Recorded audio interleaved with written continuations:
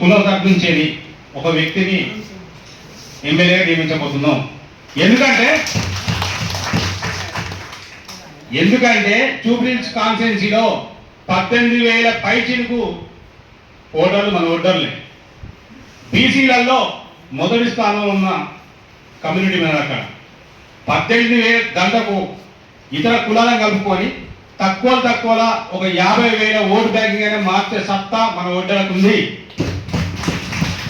అందుకనే రేపు జరగబోయే బై ఎలక్షన్లో జూబ్లీహిల్స్ కాన్స్టిట్యున్సీ నుంచి ఈరోజు తెలంగాణ ఓటర్ సంఘం అండ్ చారిటబుల్ ట్రస్ట్ రాష్ట్ర కాంట్రాక్ట్ అసోసియేషన్గా పనిచేస్తున్న రామచంద్రరావు గారిని మనం ఎమ్మెల్యే అభ్యర్థిగా నియమించబోతున్నాం.